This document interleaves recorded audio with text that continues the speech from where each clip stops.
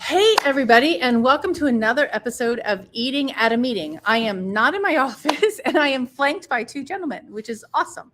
I am in Las Vegas for IMEX, which is the world's largest industry trade show for the meetings and events industry. And I'm going to be here live every single day this week. But today is World Food Day, which is recognized by the UN or designed by the UN. And the focus is on water. And so I am here with Michael Gulich, who is the Vice President of Sustainability for MGM Resorts International. And then Eric Green, who is Director of Sustainability. Eric Green, I just put your last name with your company name. Eric Wallinger from MeetGreen, who is the Director of Sustainability for MeetGreen, which is a event planning consulting firm for sustainable events. Right? And I like that name too. Okay. Did I mess it all up again? No. Okay. I like Eric Green. Eric. Okay. So for today's show, I really wanted to talk about water because that's the UN's focus for World Health Day today. And water everywhere. I actually was walking to the hotel today and I noticed that the fountains out front are not running. There's just water in them, but they're not running. Mm-hmm. So, and we're in the desert. We're in Las Vegas in the desert. So can we talk about water in events? And we were talking just before the show started that it's not necessarily just about the water glasses preset on the table. There's a lot more water that we don't see in the world, in our events. But actually, before we get there, will you tell them what you do as the Direct Vice President of Sustainability for MGM? So I have a small but mighty team who is focused on our environmental impact, our environmental footprint, and minimizing that footprint. Okay. And that's for all the resorts worldwide? Correct. And how many is that? That is about 30 resorts worldwide. Okay. All right. I've been to the ones here on the Strip and then in DC. Primarily focused in Las Vegas. Our center of gravity is here, but we have 7 regional properties throughout the U.S. and then 2 in China, and we're in the process of building 1 in Japan. Oh, wow. Okay. All right. And Eric, what about MeetGreen? So we are a supplier, for example, of IMEX, consulting agency that we fill in the gap where, for example, Michael's team might end. Like we work closely with your team, but a client might have goals that they would like a report, on-site presence, kind of running meetings and setting a green plan for their team. And so we fill in that role for the event. And so we do work very, very closely and in synergy with MGM, for example, on the IMEX event. Okay, awesome. And you've had that relationship with IMEX for over a decade. Wow. Okay, awesome. And there's lots of things that we will see at IMEX this week that implement what you guys are doing sustainability wise. Okay, so one of the things that when I sent questions in advance, I had all these lofty questions, and Eric's like, Tracy, meeting planners really can't control water at their meetings. What does that mean? Tell me what that means and why can't we control water? Yeah, well, or a lot of the water usage. Yeah, I think hopefully we'll suss out a little bit about what are our expectations and what does it look like in reality. And so on one level, if we are getting environmental footprint data for our event, which is one of the great best practices, it's great to get those numbers, and you will see your consumption. Okay. And is that like a consumption of mine in my hotel room? At MGM Resorts, you'll get both. Okay. It's broken out by hotel and event space. Wow. But what's tricky is that of that number, your ability to influence that is kind of in a gray area. Because as I understand it, and Michael, you might know more, something like 70% of many venues' water is through their HVAC system. And so that goes up or down based on how hot it is. Yeah. And so that's a hydronic system, water flowing through pipes that's boiled or chilled through a fan box. Right. And so it's weird. And so many planners are thinking, I never thought that exterior temperature could drive my water usage. And so there's that. You also have lavatories, kitchens, and hotel rooms, all of which you have very sort of minimal control. Okay. The good news is there's still things you can do, but it starts to reframe it that, well, maybe you can't just promise someone that you're going to reduce water by using less. Right. You're gonna have to think differently. Yeah, and I think venue selection is critical in that regard. And I'll back up just for a second and make a distinction. So I mentioned earlier that our critical mass is here in Las Vegas, and Las Vegas is a little different than the rest of the country. We're water constrained, being in the desert, right? But we also have one of the most advanced water reclamation systems in the municipality in the world. And so any water that goes down a drain in Las Vegas is being treated and going back to Lake Mead. Awesome. And so we make a distinction between non-consumptive water use, which would be your drinking, shower, anything that's going down a drain or a toilet, and consumptive water use. And our consumptive water use is primarily, as you said, Eric, our cooling towers for HVAC, our landscape irrigation, and evaporation from our pools and water features. And so the Southern Nevada Water Authority, who's our water utility here, that we're great partners, great partnership with them, very heavily focused on consumptive water use. And so that would be the cooling towers, and we've got ongoing pilots and optimization to try and still provide cooling, but do it in a more water efficient way, because that cooling tower water usage is our biggest consumptive water use. Okay.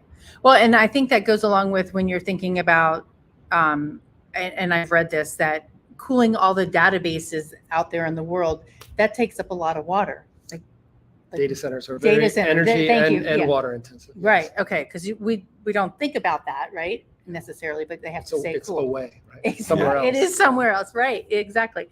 Okay, so how, as a meeting planner, if I'm coming and if I'm going to come to MGM and I'm concerned about this, my company's concerned about this, what kind of information can you provide us on our consumption? Yeah, I would say if you're in the process of venue selection, to ask the venue about their water policies and their commitments. And their goals and their targets. So here at MGM, we've had goals for a number of years, and our goal was to reduce our water usage on a square foot basis by 30% by 2025. Okay. We achieved that early in 2019, and we reset that 6 years early. Yeah, we reset that for a 33% reduction from a 2007 baseline. Additionally, earlier this year, our CEO endorsed the CEO water mandate. Yes. So this is not just for conference and convention business, but in the corporate world, this is a commitment that's run through the UN Global Compact and administered by the Pacific Institute, and it's basically a commitment to water stewardship leadership and advocacy beyond just direct operations. So we are the first Las Vegas-based company and first gaming company to endorse the CEO water mandate. That's so I think things like that, those types of commitments. We have a global water policy that's on our website.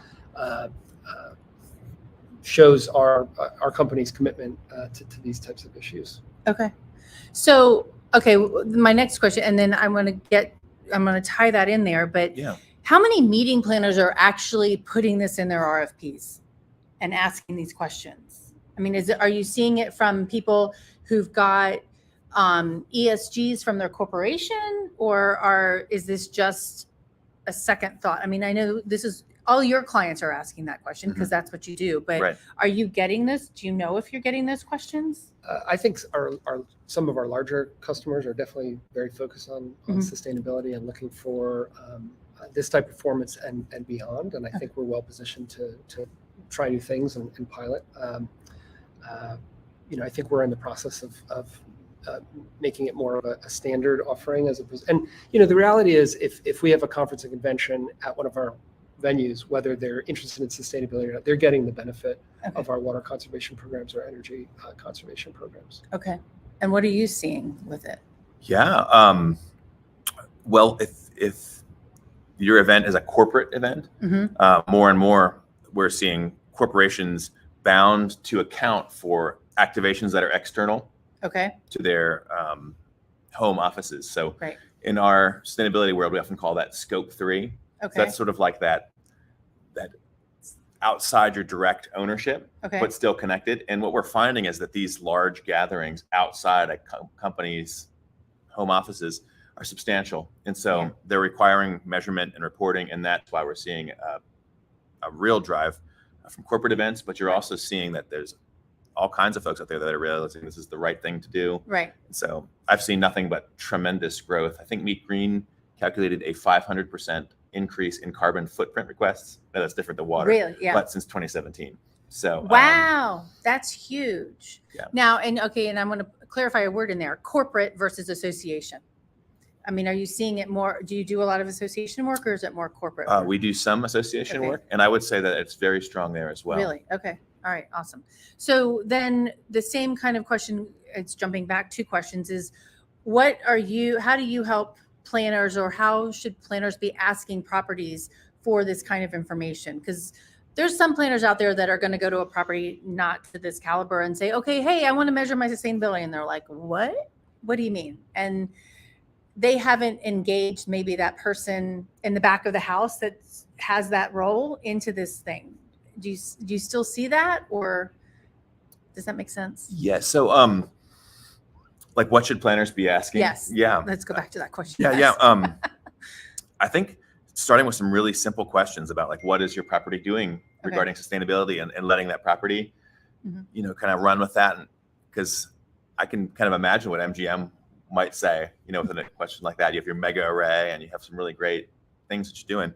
Another question might be, are you able to measure and report our environmental footprint? I think it's really telling those properties that can't, because you do have to draw some boundaries, and it takes somebody to own that. And a third, asking if they've achieved some sort of industry sustainability credential. Okay. So we do ask. So like LEED certified or Green Globes. Okay. There's the list goes on and on. Okay. And that's not the be all end all, but it shows that the property has had some level of third party vetting and met some baseline criteria. Okay.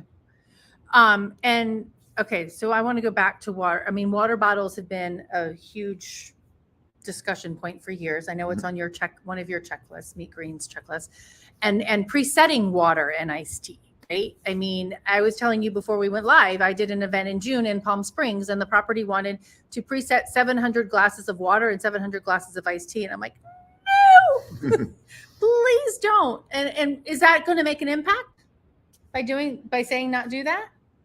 I think in general, yes. Okay. Right. Again, in Las Vegas, there's a distinction that if it's going down a drain, it's not depleting the resource, but it still takes a tremendous amount of energy to treat that water. So I think the short answer is yes, it'll make a big impact. Especially with 700 people. Yeah. I mean, for 10 people, maybe not. But do you see a big impact? And I mean, you've done Oracle or which? Yeah. I believe that I remember which clients you have. I believe that it would. We talk about something at MeetGreen also called perception impact, right? Where it's tough to put a number to it. But I do think the big part of event sustainability is recognizing that there is perception impact and what that says about, like, are you the kind of event that is okay with wasting resources?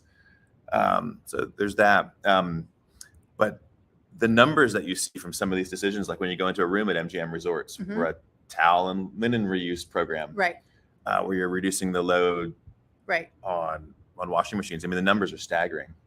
Well, and there's I mean, those signs in hotels have been there for a long time, right? But there's so many hotels that this housekeeping crew still takes your towels, even when you hang them up, still takes your towels and washes them. Is it finally getting, I mean, I'm sure in your hotels it has finally clicked and we're not doing that, but are we still having those problems? Not at MGM Resorts. I feel like the resorts and hotels that I've worked with are honoring the commitment of saying doing what they say they're doing. Right. And I mean, it's sometimes frustrating. I'm like, don't even come into my room. I'm like, I don't change I use the same towel for a couple of days at home. Right. Yeah. I don't need my towel changed out every single day. And one of the things when you're looking at the UN's website about water, and I'll post their PDF on that, is ways that we can save water. So how, but it's like buy sustainable fish, reduce your food waste, eat more fresh foods, follow a water-friendly diet, and I'm going to put this stat out here that says 95% of our food is produced on land and all begins with soil and water, and that the global water demand for agriculture expected to increase by 35% by 2050. So that's kind of those are both really staggering numbers. And I'm a huge proponent of regenerative agriculture so that we're rebuilding the soil and things like that. But can you two tie in, food production and water usage? Yeah, I think it's still early days, in terms of having that information broadly available. And I think we're seeing the same thing around carbon. So you mentioned Scope 3 earlier, and so we're all, I think, all of us in the hospitality world, but also in the corporate world, are beginning to ask our suppliers questions that they haven't been asked before, and ask for data that some of them are tracking and some of them are not. And so I think the act of a company like MGM asking those questions of our suppliers will begin to move the needle in the right direction. And I think at the high, because MGM is MGM. If you can help move us forward, maybe everybody else will follow. But what about food? I know here at IMEX you're labeling food for water. So tell us about that. Yeah. So as Michael said, it is kind of an emerging data set, but there is some academic research that we rely on. And so, it's looking at land use estimates for raising and producing a food item. And so similar to carbon, items like beef take a lot of resources to create. And so they are much more water intensive. They're also much more carbon intensive than a plant-based item. And I just ran one stat through our model for if we're at IMEX America, for example, 4 days this week. Okay. If 14,000 people chose one plant-based meal, based on our model, we would save over 15 million liters of water, which is over 52,000 bathtubs of water. Wow. If the research is to be exactly to be believed. But just imagine like all the water that it takes to raise beef, for example. Well, now, a couple of weeks ago, I had two ranchers on that are doing. Will Harris is from White Oak Pastures, and he's probably the largest regenerative agriculture. So he would probably argue with a little bit about that, which, and I'm good with, but that's also, he's working his soil, right? And doing things the right way. But I say the right way, doing things to save the soil and save the land. But he's one guy, right? One farm out there I think there's some. How do we pick food? I mean, we're talking about food and beverage, but how do we, the water that or the meal, I cannot talk. Oh my gosh. When we're choosing food, we're in Las Vegas. How much of your vegetables and stuff grow here? And where are you getting and there are no fish here? There are no fish here. I would assume there's no ocean here. There's freshwater fish. Okay. I mean, a lot of it's coming from California and from Arizona. I think a common misconception in the carbon sphere is that the transportation is the majority of carbon in any kind of food. And so I think when you start to talk about impact of food, the first thing people think of is, okay, I got to get local and that'll solve the problem. The transportation emissions on the carbon front is a relatively smaller percentage. And so it's really in the production. It's really in the production. And that being said, so I will admit, when I first began this work, I also was thinking that it was all about hyper local. And then I was like, when you factor the full life cycle in, maybe that's so we still do believe in the value of regional. I think what we're seeing in these kind of conversations, that it is all connected. And kind of what success looks like a little bit is making sure you're doing a variety of things. And so benefiting the local economy has value.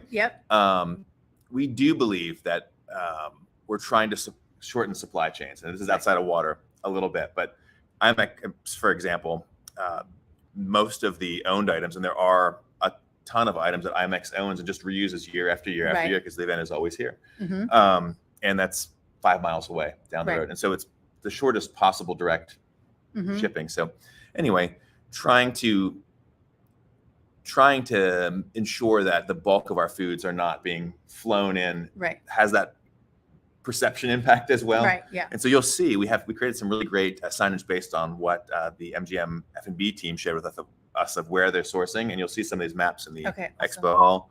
A lot of it's the Central Valley of California. And so 500-mile radius for Las Vegas. If we were doing the event in a different city, different time of year, we would say 250 probably in terms of mileage, but we draw a 500-mile radius. I mean, if you were in smack dab, what's the city that's smack dab in the middle of the United States? Like Kansas City, maybe? Yeah.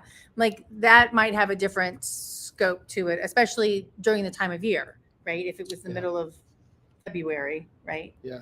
I mean, I think it depends. I was at Purdue University before joining MGM, so I was in West Lafayette, Indiana, and it's very agricultural, the state of Indiana. And we did a study at one point and learned that at the time the food economy in Indiana was $17 billion, and 96% was coming from out of state. Wow! So it was primarily corn and soy used for other purposes. So not for consumption, eating and consumption. You look at that and you think it's got to be all local. Right. Not so much.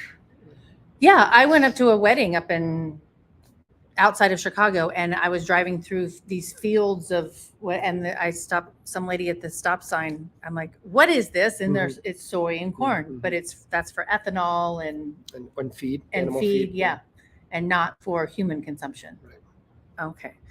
All right. So, what kind of things is MGM working on to help reduce the water? I mean, you signed that agreement. So what things can we see from all of your properties, and are all of them at the same level of this yet, or are they all working at their own pace to get there? They're all working at their own pace, but they're all, I would say, fairly advanced. And when you look at our properties outside of Las Vegas, we're doing water collection, rainwater harvesting with cisterns for toilet flushing or landscape irrigation. That doesn't make sense here in Las Vegas. Right. Except when it happened, it flooded. Well, we do get during the monsoon season, we get most of our rains in a couple of short bursts, and because the ground is so dry and the stormwater infrastructure is what it is, we do have issues with flooding, but most of that water is making its way back to Lake Mead, and so it probably wouldn't make sense for us to capture it anyway. But we're continuing to pilot new technologies around our cooling towers to optimize and minimize the amount of water for cooling.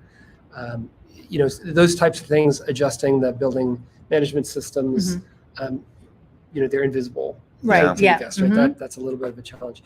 I would say one that we've been doing quite a bit of and continue to do and is visible to the guest is we are converting what was water-intensive landscapes to desert-friendly, water-smart landscapes. And so very much so back of house, so where it has very low or zero guest experience impact, we're converting.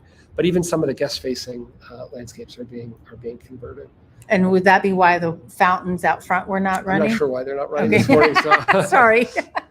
Okay. All right. So, and what are you seeing different properties do incorporating into water reduction? Yeah. We're seeing high efficiency dishwashers, for example, going into the lavatories here. You're seeing low flush toilets, hand sensors. The dishwashers are not going into the lavatories. Yeah. Okay. Dishwashing in the kitchen. Yeah. Yes. And then you're also when you go lavatory. to lavatory sinks. And so you see high efficiency fixtures. Okay. And so, I mean, just think of what that might save in terms of one use, but then you use that for 10 years. Right. Every day. Right. And so the savings has got to be 50, 60, 70. So what happens to all the stuff that we take out of the building? This is a completely tangent question. What happens to those toilets that we take out that are not water efficient? They probably go to a landfill. That's not what I want to hear. Well, I will say, just outside of water. Okay. So I'm staying at the Luxor here at IMAX, and I believe the Luxor has gotten some of its furnishings from the Bellagio. Oh. And cool. So there's a line of succession. And so it's not just being tossed into a pit somewhere. It's being thoughtfully repurposed and refreshed. Okay. And I do think just on a larger level, that's what I'm seeing a lot in terms of expo design. Okay. In the end, many of these companies do not want to lose money. They have assets. Right. And they want to kind of keep them in circulation. And so Right. I think we're trying to figure out in a way how to talk about reuse Right. a little bit more. I Mhm. know we're talking about water right now, but Yeah. just as an aside for where I'm seeing shows like IMAX and its exhibitors going. Okay. So, trying to take that to a tangent of waste, right? And reclaiming and rescuing. Do you have numbers on water related to food rescue? Do you know of any of that? Interesting. So like food being donated, Yeah. we'd have to take the dominant protein Okay. of that food Mhm. and then look at its like embodied water content. Right. So I don't think of it in those ways. It's usually in Right. terms of a weight Right. Okay. for me for the meal or the Right. But a lot of the Aurora, who's here Yeah. for a couple days, she's like, a lot of people in the kitchens don't think about food as the weight of it, right? It's like how many pats of butter are left over, right? I mean, you think about it in what visually you see versus what's hidden, and how many people are actually weighing their food. But for statistics wise, it's good for the weight thing. But Yeah. In our industry, we tend to talk about a meal as being 1.2 pounds. oh, okay. Of So, which like some people eat more than that. But yeah. I think I probably did last night for dinner. Okay. But a large portion of that is probably water content. Mhm. We do see the waste numbers for these events, and I actually just looked at a pie chart from another event at Mandalay Bay Convention Center from another client. Mhm. 49% of that was in the compost organics. Okay. And this event was mostly on reusable service waste, so it's all the wet Wow. waste of the food, and which MGM Resorts has some of the best outputs I've ever seen of a venue Mhm. to ensure these aren't going to the landfill. But Right. it's just, if you chop that 49% out, Mhm. if they didn't have an organics program at this venue, the numbers would look so different because it's heavy. A Right. 64-gallon toter of coffee grounds is a couple hundred pounds. Yeah. Right. Yeah, so we've been focused on food waste for a long time. Okay. We're the largest operator of non-chain restaurants in the world, so Wow. we've got a lot of food waste, and that's both on the pre-consumer side, coming out of the kitchens with the prep, but also post-consumer. And so we have three primary ways we can responsibly dispose of it, and maybe four. There's an EPA food waste hierarchy. Okay. And so the best thing is to not create the waste. Right. So it's reduction. But then after that, the best use is to feed humans. Okay. And so we've pioneered a program where we're taking primarily in our conference and convention business, we're taking prepared foods Mhm. that end up not getting served. Right. If there's a dinner at a conference for 5,000, we have to be ready to serve 5,000 meals, and if only 3,500 people show up, there's a lot of really great food that's Right. that could be going to landfill. And so what we do is we, if need be, we blast freeze that. We package it in disposable containers. We palletize it. We put it in our freezers, and then we work with a local not-for-profit that's actually distributing those meals to food banks and homeless shelters. I was talking about that the last week in Louisville for the La Dames de Escoffier conference. I'm like, because the food bank was there. I'm like, this is what MGM is doing. You need to follow them. It's really a great program Yeah. because it not only is it diverting food waste, but we also have a food donation goal that it's also addressing that. And so you mentioned weight. We do the conversion based on weight of this food, right? Okay. We have a pallet of prepared meals. How do you decide how many meals that is? So that it's a weight-based conversion. After humans, then we would want to feed animals, and so some of our food waste is going to feed pigs. There are a couple of And then the pigs are ones farmers. that we eat later. I'm not sure if we're You actually do not eat them at this property. Oh, okay. So, Good question. but we visited Las Vegas Livestock at IMAX last year, Okay. which is the old Combs, still the Combs family that runs this, but it's really great. It's if you have a chance to visit Las Vegas, consider So what scheduling are a tour there. What are the pigs? What are the pigs' purpose for? Just to eat food? They are essentially the EPA's third level on their hierarchy. If you can't source reduce, and at IMAX, by the way, we're cash concessions, so we're not firing up huge meals. It's kind of made to order, so we have a low amount of waste. Donate to humans. and then feed animals. These Okay. animals ultimately will be slaughtered. Okay. But Not for MGM. but they're actually not being sold back to MGM. That was a little too circular for. I was going to say that's really circular. I guess the fourth is composting. And so coffee grounds, for example, are going to Terra Firma Organics, which is actually sold as a soil amendment here in Las Vegas through Star Nursery. So this is going somewhere. It also means that stream needs to be really clean because their threshold for what they'll take is very narrow. But you'll see if you're at IMEX, the new cups that are here, they have no wax on them. Leafware plates and so forth can be rendered into soil. And then anything that is landfilled, which is actually on the same property as Las Vegas Livestock, owned by a different operator. There is a methane capture at this landfill. And so our goal is to have less than 10% of our waste by weight from IMEX go to landfill, but that which does will ultimately be turned into And energy. Where are we now on that goal? I believe we're about 93, 94%. Okay. It goes up and down a little bit each year. This is our largest IMEX yet with our most exhibitors and most built hall. So, I think things are looking good, but it always kind of goes a little bit up and down by a couple percent. Okay. To that point regarding composting, it's easy to say we'd like to compost. Right. The devil's in the details in terms of the serviceware. Little details really matter. We were doing an event a couple of years ago and served a lunch in a box, and we worked really hard to make sure the box was compostable. But it needed to have a food label on it for food safety. And it turned out that the adhesive that was used to put the label on the box was not compostable. So these little details really, really matter. Wow. I mean, we're going down to the adhesiveness. And is that like the adhesiveness on the apple that apparently you're allowed to eat? No, I think it's different than that. But you'll see a sign at, there's a small grab and go, very small couple of refrigerators that we're using bottle boxes. So it's a plastic box made of rPET. So recycled PET1 plastic. These were going to be compostable clamshells, but due to USD regulations, they needed to have an adhesive label.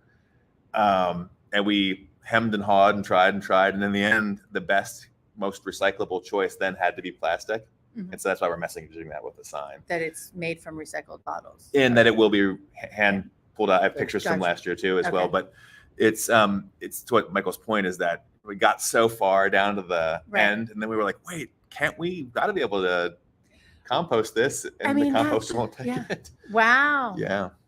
Okay, that's just mind-boggling, and the fact that we're digging down to the details all the way to the adhesiveness on a sticker, which is, when I'm thinking of what goes at home, and we pull out the drawer, there's the trash can and there's a recycle one. My mom's like, the Dunkin' Donuts cup can't be recycled. It has to go in the regular one. I don't know if my Starbucks one is not, or I don't know, but and we were putting glass in ours, and our friends came up from Georgia, and they're like, oh, well, you can recycle glass? They're like, yeah, but some places aren't. So it's really kind of hard to do all of that. So kudos to the two of you. We definitely recycle glass, but it is, I don't know if it's controversial, but from a embodied energy perspective, it's basically sand, and it's inert. So if glass goes in a landfill, it's really not, it's taking up space, but it's really not, it's not off-gassing anything. That's interesting. That's a cool little scientific fact to know. Yeah. But when you're trying to manage, if you're tracking diversion rate, then you care about the weight of the material that you're diverting, and glass is very heavy. Right. So if you're tracking a diversion rate, then you definitely want to be recycling glass. We do recycle glass, but we're using a waste intensity metric. So what we measure is the weight of the material that's going to landfill, and then we divide that by our total square footage. So that's what we're tracking over time. Okay. It's interesting. It's mind-boggling. In the commodity market. So in the end, these items like aluminum and plastics are considered a commodity. They're bought. Right. And the prices fluctuate, but the last time I'd seen it, the price for glass was so low that it was actually cheaper to make virgin glass I mean, this is not what you want to see from yeah. being in sustainability. It also shatters. And so people working in the waste industry are like, oh, there's these sharp shards everywhere. Mhm. And so we have, glass will be collected separately. You'll see some of these bins in food outlets at IMEX. There's a robust collection from Restaurant Row and so forth. But it's a tricky item in F&B. Yeah. If you go to a materials reclamation facility, a MRF, and anywhere in the country, and you ask the operator, what's the one material you if you got your wish, you take out of the stream, it's glass. And Really? It's for that purpose. If it shatters, and especially with paper, if the glass shards get in the paper fiber, and then you try to recycle that paper, it destroys the machines. So that's why separated paper is worth significantly more than commingled paper. Wow. Oh my gosh, you guys are a wealth of knowledge. I mean, and okay, bringing this back to meeting planners, right? I mean, we have and I have this image of a plate and all these words that come down onto this plate of everything that they're responsible for, right? I mean, and I do food safety and I don't want anybody to kill from food allergies, etc. This is a lot to know. So are there some, especially around water, do you have 2 or 3 tips that you can say, what do you focus on first?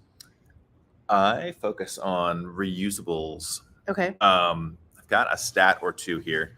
And reusables means China, just so everybody knows, not recyclable or compostable equipment, China and glassware, silverware, right? Yeah. Okay. I think if there's one hill to make your stand in events, because you're just saving so much in terms of, we actually did a survey of 5 different venues and asked about breakage and different things. And a single fork is used about 2,500 times. And that's a conservative estimate. Wow. Metal fork. So, wow. But just looked last night on the internet, 1.4 gallons of water to make a plastic bottle. So like, that's not counting the water in the bottle. Okay. So wow. Like, what's one of the reasons we try to reduce plastic bottles? You're saving water by saving plastic. When you're reducing carpet, I think 75% of the carpet in the world, or at least in the United States, is in Dalton, Georgia. Yep. I think there's a lake there, and so it's very water intensive to fabricate carpet. If you have a digital app, like you're using the IMEX digital app, you're not printing paper. Paper's super carbon intensive. IMEX app, 14,000 people using it, saves about 2.7 million liters of water. It's about 9,000 bathtubs. Wow. So you're not going to see this on the statement that comes from your venue, but you're thinking that it's all related. Well, I mean, just thinking, because you would think reducing paper, you're reducing the tree cutting down, but you don't think about the water that has to be used to make that paper. Interesting. Anything else? I would just add to what we talked about earlier to in venue selection to ask the right questions up front about water goals, water commitments. If you get the deer in headlights look, then you know that they're probably not that far along the water conservation, water stewardship journey. Right. Now, and do you see other brands stepping forward in this and signing that water goals? Yeah. Okay. They're I think they range from the bigger the bigger hospitality brands to the boutique brands. A lot of this stuff is much easier to do, with a 100 key, 100 bed hotel setting versus at scale. Right. So I think it's at both ends of the spectrum. Okay. All right. And let me look at my notes and see if there's anything else that I wanted to really ask you. Nobody's had any comments or questions, but water scarce. I mean, is there a water scarcity problem here in Las Vegas? I mean, there is, but for consumption? So that's a good question. I'll try and give you a brief answer. Okay. I think I moved here. I've been here a year. I moved here a year ago, and my perception coming to Las Vegas was, we're going to run out of water. The sky is falling, and Las Vegas is the problem, right? And I think what I've learned since being here is that's not true. It's quite the opposite. Las Vegas have been planning water scarce times for over 2 decades. So this water recycling system is an example of investment in infrastructure for this type of mega drought that we're in. We built the third straw, the so-called third straw, the third inlet in Lake Mead at a lower elevation. I think the reality is Las Vegas is going to be fine with water for a long time to come. But that doesn't mean we're slowing down in terms of our stewardship and conservation efforts. We're in this good place because of those efforts over time. So I think we're going to continue to work with our local partners, our local water utility, continue with conservation both on the non-consumptive side. So we talked about toilets, urinals, lavatories, kitchens, operations, to bring that water down. We're going to continue to reduce our consumptive use in our cooling towers and our landscape irrigation. And then the third pillar, I think, of that is in our supply chain. So where I would hope people planning events are going to the venues and asking the questions, we're asking those same questions to our supplier. What are your goals? What are your commitments? What are your targets? Hopefully we'll get to a point where we can ask about embodied water. What's the embodied water in this product or this commodity? Meaning the water that's in that plastic bottle, not the water that's literally inside the bottle that's used to make the bottle. Yeah. Okay. It's sort of like sustainability 3.0 or and I think we're trying to find, again, like an actionable course forward. Okay. There's a lot of theory in some of this, and even the numbers that we're working on here, we found a citation and we're kind of making a model off of that. It's mind-boggling. I mean, to think that meeting planners have the impact that the meetings industry has the impact that it does. I mean, I try to talk about the amount of food that we spend, right? The statistic that came out in 2016 was that meeting professionals in the US spend $64 billion on food and beverage, just in the US. And to be honest with you, I think everybody outside of our industry doesn't even know what we do. So the fact that you're doing the things that you're doing, but we can make a huge impact. All right, you turned over your notes. You have another thing you wanted to say. Oh no, I was just refreshing my mind of some of the topics that you mentioned. Yeah. All right, what did I miss? Anything that we need to talk about? Oh, you talk a lot about equity. Yes. In some of your questions, and I don't know. Is there anything you want to say about? I mean, that's kind of like that scarcity thing, making sure that, because even the UN's thing is like leave no one behind, and making sure that everybody's got the water. I mean, because we all need water. We can go a few days without food, right? But we all need water. We as humans need water, right, to survive. But how do we make it water equitable across the globe, across the United States? And I remember when I lived in Georgia, and I'm going to say it here too, is like Lake Mead is used to water things in California, and not just here, but in Georgia, I think it was North Carolina, Tennessee, and Georgia were all fighting for water. Like that was like a decade or 15 years ago. But how do we make it equitable? Do you have an answer for that, Eric? I sure don't have the silver bullet answer. Okay, all right. You would be really, really rich if you did. Yeah, we're often asked. Yeah. And it's like you're left with the best of 4 choices. Right. Frequently in sustainability, I feel that the old physics adage where matter can never be created or destroyed, it can only change shape. Like you can never just like stop something from having an impact. Right. We, for example, the water that is the bottled water that's sourced by this property, Mandalay Bay, is now crowdsourced. Oh, yeah. And so that's in the cans, right? Yeah, and so that's southern Idaho. And so we felt like that was a win talking with years ago, talking with the team here.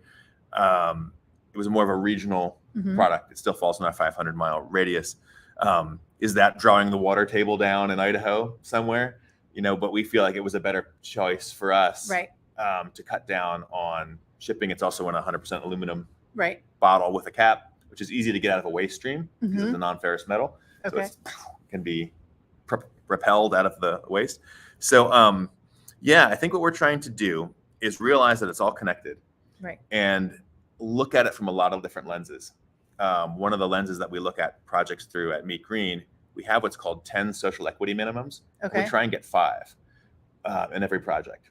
Okay. But one of those, for example, is like, have we looked at if we have the ability to source products? Mm-hmm. Can we look at, is it a small business, woman-owned business, veteran-owned business? Okay.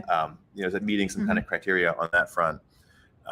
Making sure that we're getting data and metrics from the dietary needs, for example. And so we're going down that list. And so nothing's perfect, but we're looking at what we're doing from a lot of different lenses and trying to make the best of bad choices. Using puzzle. It's a puzzle. Yeah. And so I wish, again, we had the silver bullet, but in lieu of having that, the Staples button, that was easy. Yeah. Okay. All right. What about? Yeah, so I think, specifically looking at the Colorado River Basin, we've got the upper basin states and lower basin states, and we've kind of come up with an agreement with the federal government to buy some time out to about 2026 to renegotiate the operating terms of the river. And so, we're going to have to come up with an agreement, with a solution that works for everyone. I think for us, not using the water that we don't need to use, right, by conserving, is the right thing to do. It's the responsible thing to do. It's leaving more of that resource for others to use. So, I think that's in direct operations. And as we're kind of contemplating our water stewardship journey, we're starting to think about how could we make an impact beyond direct operations. And so I don't really have anything to report on yet. I think it's still early days in terms of figuring out what that is. But if you look around and check out the news or LinkedIn sustainability, there's lots of great stories of big corporations having an impact beyond their direct operations around water, whether that's availability or quality, or even stormwater. Planting trees after a wildfire has major water implications. Tracy, something Michael said, and it reminded me of something that's important for meeting planners to know, is there is something called a water restoration credit. Okay. Kind of like a carbon offset. Okay. Or renewable energy certificate. Right. Like you are supporting, financially supporting projects that are verified to have restored ecosystems or water around various projects around the world. And so we have done that at MeetGreen. And for a while there was a feeling in the meetings industry that maybe water restoration credits was going to be the new way forward. I would say it's kind of fallen by the wayside a little bit mentally. Offsets have some pros and cons for carbon, but I just wanted to let folks know that if you are passionate about that, it's a tool in your toolbox. Okay. It's certainly not something that you want to just like water restore your way out of high consumption. But it's just something to be aware of. Depending what your team's goal is and what you're doing around water. And with all of this being said, I mean, it's little tiny steps, right? And I mean, I know Dale talked about this last year with IMAX. It's just start with, these are our goals for this year. Let's accomplish these. And then let's go to the next level of goals and accomplish these. You can't do it all at one time. You would go crazier than you already are as a meeting professional, but tiny little steps make a difference. Yeah, absolutely. One little drop of water makes a difference, right? Absolutely. It's incremental. Yeah. Incremental change over time. Yeah. It adds up. Okay. All right. So my last question, I know I've asked you this question like 4 times already because you've been on the show that many times, but what does safe, sustainable, and inclusive food and beverage food system mean to you?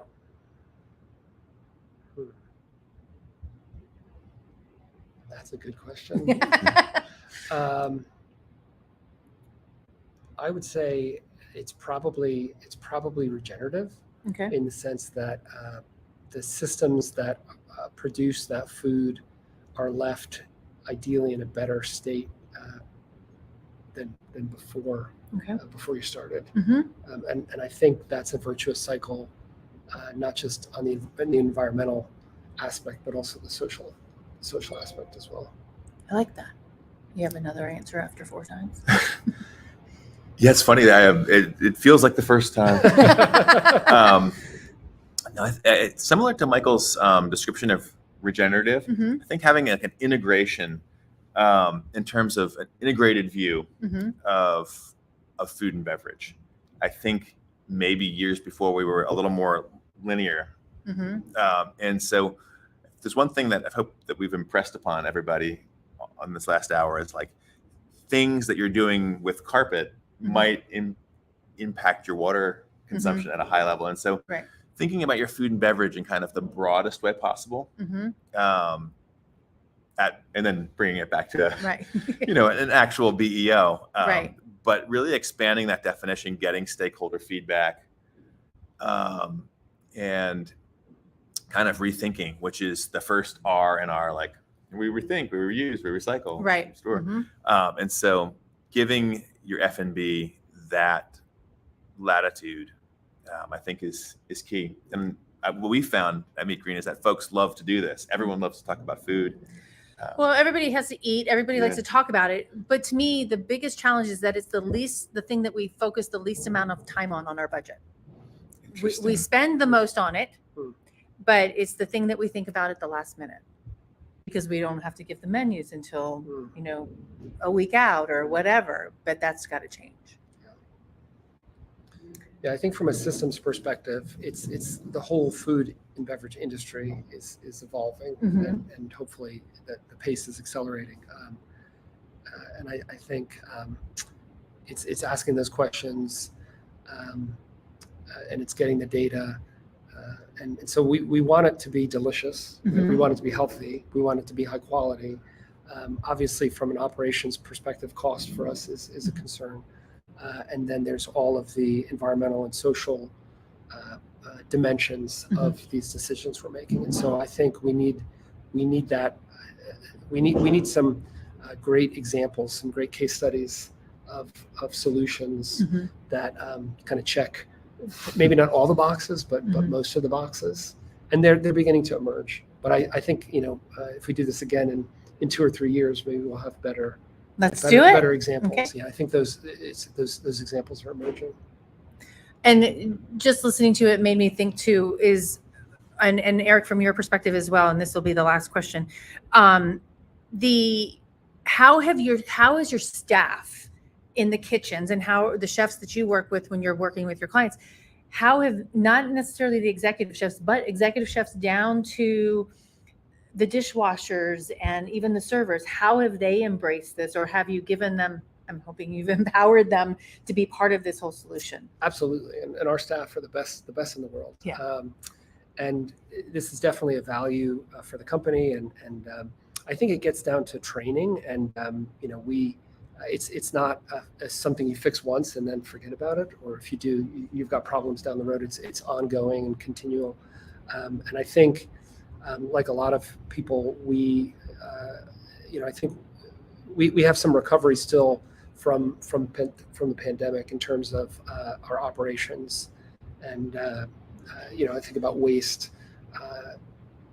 There's some things we're taking a really sharp look at in the kitchens that in some places we're doing really, really well, other places maybe not as much, and so trying to standardize those procedures and develop training materials. But I think a lot of this, when you're thinking about waste, it's easier to address it in the kitchen than it is at the dock. Right. We're addressing it at the dock, but it's cleaner, it's easier, it's simpler to do it in the kitchen. And any pushback or chefs that you've sent like are really empowered by this? Well, besides the ones at MGM. well, I will say that I frequently am in meetings, and I believe that food and beverage is the crossroads of sustainability for the event. I mean, it's your pipeline to procurement. Mhm. I've never had so many procurement conversations that I've had in F&B, including those cups that are now here. I would say, especially at MGM, I have to give a little shout out. we do a lot of work at multiple properties, and the food and beverage teams sit on our sustainability calls. Oh, awesome. Sometimes the chef, sometimes, director of catering and things like that. But during the show, it is our waste. That's the waste stream, and just we've had nothing but positivity. I mean, I've done events in Houston, Texas, and other places. We do IMEX Frankfurt. The Ascente team from Messe Frankfurt sit on the sustainability call. Okay. And I think what I'm finding is that teams understand that. They're not like, why am I here? They see how the role that they play. And basically the lead recycler at Mandalay Bay is Chef Russ. Mm-hmm. So that's just due to the passion, the connection between what Michael was talking about, that so much is coming at the source here. Right. Let's address it there. It makes me think that these people that are behind the scenes doing all this work for us, they get to geek out in a whole nother way and show people what they're so excited about in their daily jobs that they never got asked about before. Mm-hmm. Right. It gives them so much more joy and empowerment, I think. Yeah. So. And I would say to maybe challenge the planners to what you said about the menus coming last, and maybe it's the thing you spend the most on, but the least time. When we look at events from an operations perspective, there's the energy and the water, which we talked quite a bit about, and that's really about venue selection. But in terms of what the event, the producer, promoter of the event, with the decisions they can make, a lot of that is around food and beverage. Mm-hmm. Right? If they have an exhibit hall, then there could be a tremendous amount of materials and waste there as well. But so I would challenge you to bring that in your checklist and timeline of planning. Bring that earlier in the conversation. Sometimes we get asked, and again, it's the selections, and then at the end it's the waste. Sometimes we get asked very late in the planning process. We want to do a zero waste event. That's right. That's not the best way to do it. So you want to be thinking about these decisions, whether it's on the sourcing side or the water conservation and food side or the waste side, very early in the process. Okay, awesome. Thank you, guys. Thank you. It was fun. Thank you. And by the way, we're in the wedding chapel. If you can't tell, you can't tell. But yeah, we're at MGM. We're here for IMEX. Where's your little badge? Just says IMEX. Yep. Yeah. We're backwards. Yep. Yeah. Anyways, we're here from IMEX. So Michael Gulich, I said that right, and Eric Wallinger. Thank you both so much for spending time with me today. And everybody, I'm on live tomorrow with Victoria, who is the Vice President of Convention Services and Catering for MGM. So we're going to be talking about CSMs and meeting planners and how we can work together. And then Wednesday, we're talking about food allergies. And Thursday, it's up in the air right now, but we're going to be here. So 4 days straight. And if you're at IMEX, find me. Okay. And actually, wait, 3 comments here. Let's see what these 3 comments are. Live viewer comments show up. Oh, I don't want that one. Deer in headlights look was mentioned. I expect that questions about water conservation, in-depth questions will be met with those looks if you're not in Las Vegas. Possibly. Possibly. Eye-opening, as I think many of us in the conservation efforts on site not extended, such as the water used for crop shielding the fruit vegetable. Yep, we don't think about that. And then side question for Eric, is that kosher with MGM on your panel? Not sure what that means. I'm not sure what that means, but because he's working with MGM on my panel. All right, I'm not sure, but thank you. We'll figure that out and we'll get back to you on that. But thank you so much for tuning in. And until tomorrow, could I ask Eric a question? Yes, you can. Go ahead. I can't get you on here, but you can ask it in the chat. I can't see who that is. I want to address you by name if I can. Let's see. I'm going to go over here to Facebook and see where you're coming from. Oops. All right. If you got a question for Eric, actually here, everybody, if you want to reach out to Eric, you can hear his LinkedIn profile on LinkedIn. Here's his profile on LinkedIn. So you can reach out to him there and ask him a direct question. And then here is Michael's as well. You put all your little acronyms behind your name on that, dude. Wow. You got a lot. What's I'm an architect. So. Oh, okay. He's an architect. Wow. All right. So reach out to Michael on LinkedIn as well. And there we go. Did I miss an opportunity in Portland? Do clients know you through OCC? No. No. That's Oregon Convention Center. Okay. But MeetGreen's corporate office is based in Portland. Yep. So reach out to Eric on LinkedIn and you can work with him at the Portland Convention Center. Yeah. Okay. Awesome. Or Oregon Convention Center. That's the OCC. Thank you very much for tuning in. And until next time, stay safe and eat well. Thanks, everybody. Thank you. Oh, and we're going to hit end.